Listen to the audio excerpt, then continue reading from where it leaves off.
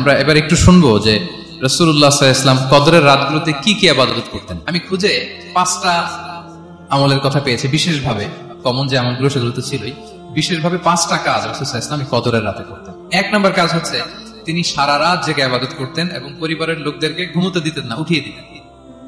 বছরের অন্য কোন সময়ে সারা রাত জেগে ইবাদত করার কোন নজির রাসূল সাল্লাল্লাহু আলাইহি ওয়াসাল্লামের জীবনে ছিল না। সব রাতে ঘুমাতেন। আমি জুহুর বারুতে একটা কনভেনশনে the daily routine of prophet সাল্লাল্লাহু আলাইহি ওয়াসাল্লাম একটা আলোচনা করেছিলাম, যেখানে রাসূল সাল্লাল্লাহু আলাইহি ওয়াসাল্লামের দৈনন্দিন জীবনের রুটিন আলোচনা করেছিলাম। সেখানে আমরা বলেছি যে রাসূল সাল্লাল্লাহু আলাইহি ওয়াসাল্লামের দৈনন্দিন অভ্যাস ছিল তিনি এশার পরেই তাড়াতাড়ি ঘুমিয়ে পড়তেন আর মিড নাইটে উঠতেন। রাসূল সাল্লাল্লাহু আলাইহি ওয়াসাল্লামের কর্মদিবস শুরু হতো মিড নাইটে। আমাদের তো সকালে আরো অনেক পরে শুরু হয়। রাসূল সাল্লাল্লাহু আলাইহি ওয়াসাল্লামের কর্মদিবস শুরু হতো বেসিক্যালি মিড নাইটে। এশার পরে কথাবার্তা না বলে আগে ঘুমোতে যেতেন, মিড নাইটে উঠতেন, কিন্তু ঘুমাতেন। ঘুম ছাড়া রাত কাটাতেন না। সারা বছরের এটা ছিল যে এশার পর ঘুমোতে যেতেন, except the last 10 days of Ramadan. রমাদানের শেষ 10 রাতে রাসূল সাল্লাল্লাহু আলাইহি ওয়াসাল্লাম ঘুমাতেন। এই 10 দিনের ব্যাপারেই পাওয়া যায় সারা রাত জেগে তিনি ইবাদত। আম্মা আয়েশা রাদিয়াল্লাহু তাআলা আনহা বলেন, ইযা দাখালাল আশরু আহিয়াল লাইলা ওয়া আইখাযা আহলা ওয়া জাদ্দা ওয়া শাদ্দাল মিজার। রমাদানের শেষ দশক যখন আসতো রাসূল সাল্লাল্লাহু আলাইহি ওয়াসাল্লাম সারা রাত জেগে ইবাদত করতেন। পরিবারের সদস্যদেরকে জাগিয়ে তুলতেন, স্ত্রীদের ঘুমাতে দিতেন না, জাগিয়ে তুলতেন। ফাতেমা রাদিয়াল্লাহু তাআলা আনহার ঘর পাশেই ছিল, তাদেরকে যে জাগাতেন এবং নিজে সারা রাত ইবাদত করতেনই।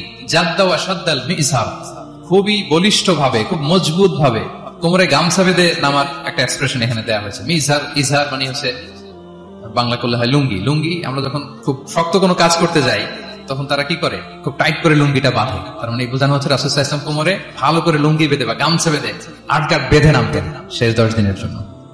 এই সময় তিনি মানে কাউকে কেমন যেন চিনতেন না, সবসময় ইবাদতে মগ্ন থাকতেন।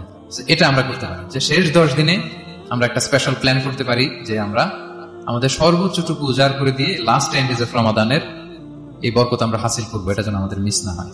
তাহলে এটা আমরা একটা পেলাম। 2 নম্বর হচ্ছে ইতিকাফ করা। রাসূলুল্লাহ সাল্লাল্লাহু আলাইহি ওয়াসাল্লাম রমাদানের শেষ 10 দিন ইতিকাফ করতেন। আমাদের আয়েশা রাদিয়াল্লাহু তাআলা আনহা বলেন, কানা ইয়াতাকিফুল আশরাল আওয়াখির মিন রমাদান। রমাদানের শেষ দশকে তিনি ইতিকাফ করতেন হাত্তা তাওয়াফাহুল্লাহ, ওনার ইন্তেকালের আগ পর্যন্ত এই অভ্যাসটাই তিনি জারি রেখেছেন। সুম্মা আতাকাফা আজওয়াজুহু মিন বা'দি, তারপরে ওনার স্ত্রীরা ইতিকাফ করেছেন।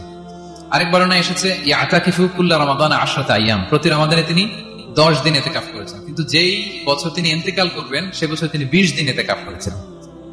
প্রতি রমাদানে 10 দিন, আর যে বছর ইন্তেকাল করবেন সে বছর কয় দিন? 20 দিন তিনি ইতিকাফ করেছেন মসজিদে নববীতে। তাহলে আমরা এই রমাদানের শেষ দশকে এটা করতে পারি। 2 নম্বর পয়েন্ট হচ্ছে ইতিকাফ করা। যারা আমরা করিনি তারা আমরা ইতিকাফ করতে পারি। আমাদের আইআইএম এর মসজিদ এটা ইতিকাফের জন্য একটা উর্বর জায়গা। আমরা যখন এই ক্যাম্পাসে ছিলাম তখন দেখেছি যে এখানকার ইতিকাফের পরিবেশ যে এত সুন্দর এটা কল্পনাই করা যায়, অসাধারণ পরিবেশ। আমরা যেন ইতিকাফ করার চেষ্টা করি। ইতিকাফ করতে না পারলে শেষ দশকের রাতগুলো যেন মসজিদে কাটানোর চেষ্টা করি, তা না পারলেও বাসায় যেন এই রাতগুলো আমরা মিস না করি। বিশেষ করে সেন্ট্রাল মসজিদে তো অসাধারণ পরিবেশ, এটা হাইলি রেকমেন্ডেড। ইফ পসিবল আপনারা আসবেন, এখানে ইবাদতের চমৎকার পরিবেশ থাকে। 3 নম্বর হচ্ছে রাসূল সাল্লাল্লাহু আলাইহি ওয়াসাল্লাম এবং জিবরাইল আলাইহিস সালাম যৌথভাবে কোরআন রিভিশন করতেন। খুব ইন্টারেস্টিং। সারা বছর যেটা নাজিল হতো রমাদানে জিবরাইল আলাইহিস সালাম রাসূল সাল্লাল্লাহু আলাইহি ওয়াসাল্লামকে শোনাতেন, রাসূল সাল্লাল্লাহু আলাইহি ওয়াসাল্লাম জিবরাইল আলাইহিস সালামকে শোনাতেন। সহিহ বুখারীর বর্ণনা, কানা জিবরিলু ইয়ালকাহু ফি কুল্লি লাইলাতিন মিন রমাদান ফায়ুদারিসুল কুরআন। প্রতি রমাদানের প্রতি রাতে এসে রাসূল সাল্লাল্লাহু আলাইহি ওয়াসাল্লামের সাথে কোরআন মুদারাসা করতেন। সহিহ মুসলিমের বর্ণনায়, আন্না জিবরিল কানা ইউআরিদুহু বিল কুরআন কুল্লা আমিন মাররা। প্রতি বছর রমাদানে একবার শোনাতেন বা শুনিয়েছেন, যে বছর তিনি ইন্তেকাল করবেন তিনি 2 বার শুনিয়েছেন। আরাদা ইউআরিদু, এটা ফ্রম বোথ সাইড।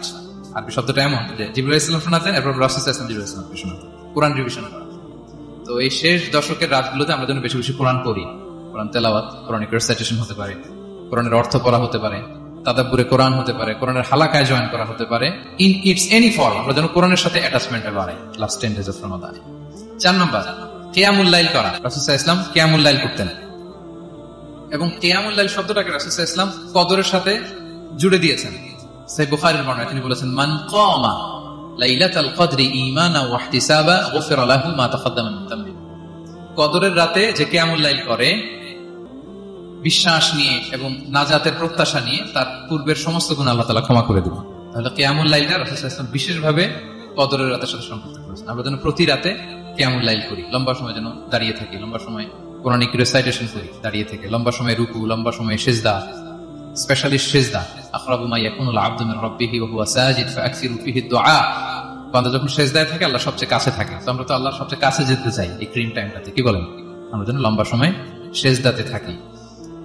কিন্তু আমাদের অনেকের যেটা হয়, নামাজে তাড়াহুড়ো, অনেকের সব ব্যস্ততা যখন নামাজে দাঁড়ায় এরকম হয়ে যায়। রাসূল সাল্লাল্লাহু আলাইহি ওয়াসাল্লামের সালাত যদি আমরা খেয়াল করি, বিশেষ করে কিয়ামুল লাইলে এত যে সুন্দর ছিল, আমাদের আয়েশা রাদিয়াল্লাহু তাআলা আনহাকে জিজ্ঞেস করা হয়েছিল যে, হে আম্মা জান, রাসূল সাল্লাল্লাহু আলাইহি ওয়াসাল্লামের কিয়ামুল লাইল কেমন ছিল, কিভাবে কিয়ামুল লাইল করতেন? আমাদের আয়েশা দেখেন ওনার এক্সপ্রেশনটা কত সুন্দর। তিনি বলেছেন, ফালা তাসআল আন হুসনিহিন্না ওয়া তুলিহিন্না। রাসূল সাল্লাল্লাহু আলাইহি ওয়াসাল্লামের কিয়াম যে কত সুন্দর ছিল, কত লম্বা ছিল, আমায় জিজ্ঞেস করুন, আমি বলতে পারবো না। আমরা অনেক সময় যখন খুব বেশি চমৎকার কিছু হয় তো আমরা কি বলি, ভাই এত সুন্দর ছিল, আমি বোঝাতে পারবো না।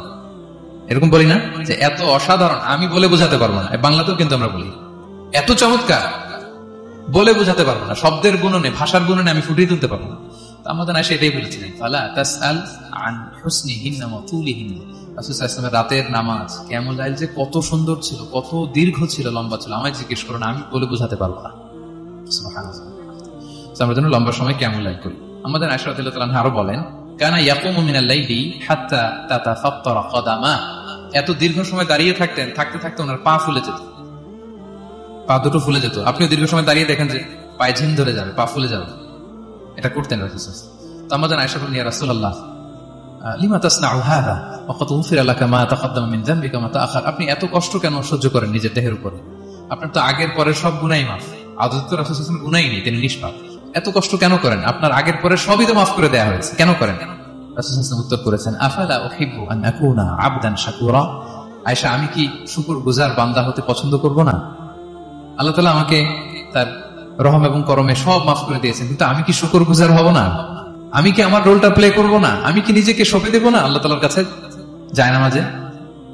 তো এটা ছিল সংক্ষেপে রাসূল সাল্লাল্লাহু আলাইহি ওয়াসাল্লামের কিয়ামুল লাইলের ধরন। এভাবে তিনি দীর্ঘ সময় কিয়ামুল লাইল করতেন, আমরা যেন এটা করি। 5 নম্বরে রাসূল সাল্লাল্লাহু আলাইহি ওয়াসাল্লাম দোয়া করতেন। এই কদরের রাতগুলোতে খুব বেশি বেশি দোয়া করতেন। দোয়া নিয়ে আমরা একটা জুমার খুতবা দিয়েছিলাম, সেখানে আমরা বলেছিলাম যে দোয়া হতে হবে খুব আন্তরিক দোয়া, রোবোটিক দোয়া যেন না হয়। আপনার আবেগ, ভালোবাসা, মনের মাধুরী মিশিয়ে, চোখের পানি মিশিয়ে, অশ্রু সিক্ত করে এই দোয়াটা করতে হবে, তাহলে সে দোয়া আল্লাহর কাছে কবুল হবে। আমরা যেন আমাদের ভাব, আবেগ সব ঢেলে দিতে পারি আমাদের দোয়াতে, আমাদের সেজদায়, আমাদের কিয়ামুল লাইলে, এবং যে কোনো ভাষায়। কোরআনিক দোয়াগুলো রেকমেন্ডেড, হাদিসের মাসুরগুলো রেকমেন্ডেড। তাছাড়া আপনার নিজের ভাষায় আপনার কি চাওয়া, আপনার কি আকাঙ্ক্ষা, আপনার মনের কষ্ট, যাতনা সবকিছু আপনি আল্লাহ তাআলার কাছে পেশ করুন। আমাদের আয়েশা জিজ্ঞেস করেছিলেন, ইয়া রাসূলুল্লাহ, আমি যদি কদর পেয়ে যাই আমি কি বলবো এই রাতে? মা আদউ, কি দোয়া করব? রাসূল সাল্লাল্লাহু আলাইহি ওয়াসাল্লাম বললেন, তাকুলিন, আয়েশা তুমি বলবে, আল্লাহুম্মা ইন্নাকা আফুউন তুহিব্বুল আফওয়া ফাআফু আন্নী। আয়েশা তুমি যদি কদরের রাত পেয়ে যাও এটা বলবে, হে আল্লাহ আপনি ক্ষমাশীল, আল্লাহ আপনি ক্ষমাকে পছন্দ করেন, আল্লাহ তাই আপনি আমায় ক্ষমা করেন।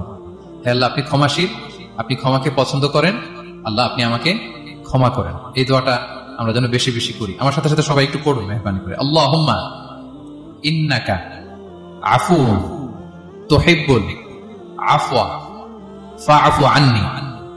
আল্লাহুম্মা ইন্নাকা আফুউন তুহিব্বুল আফওয়া ফাআফু আন্নী। হে আল্লাহ আপনি ক্ষমাশীল, আপনি ক্ষমা করাকে পছন্দ করেন, আল্লাহ আমাকে ক্ষমা করেন। আমরা আমাদের নিজেদের ভাষায় অনেক দোয়া করতে পারবো, কিন্তু রাসূল সাল্লাল্লাহু আলাইহি ওয়াসাল্লামের শেখানো দোয়াগুলো এটা হচ্ছে মানে very precise in wording but comprehensive in meaning. এটার অর্থ, এটার আবেদন অনেক বেশি। আমি অনেক 10টা-20টা বাক্য বলে এত সুন্দর কথা মিলাতে পারবো না। রাসূল সাল্লাল্লাহু আলাইহি ওয়াসাল্লাম যেটা শিখিয়ে দিয়েছেন, আগে আল্লাহর প্রশংসা করলাম, আল্লাহ আপনি ক্ষমাশীল, আবার প্রশংসা, আল্লাহ আপনি তো ক্ষমা করাকে পছন্দ করেন। যেটা আপনি পছন্দ করেন না ওইটা তো চাচ্ছেন, যেটা আপনার পছন্দ, যেটা আপনি করতে ভালোবাসেন, গাফিরিয যামবি ওয়া কাবিলিত তাওব, আপনি ক্ষমা করাকে পছন্দ করেন, তওবা কবুলকে আপনি পছন্দ করেন, তো সেটাই তো চাচ্ছে আপনার কাছে, আপনি আমার তওবা কবুল করুন, আল্লাহ আপনি আমাকে ক্ষমা করুন। এই দোয়াটা প্রত্যেক রাতে যেন আমরা বেশি বেশি করি সম্মানিত শ্রোতা। এবং এই যে রিমাইন্ডার গুলো শুনলাম, এটা রমাদানের পরেও যেন আমরা অব্যাহত রাখি।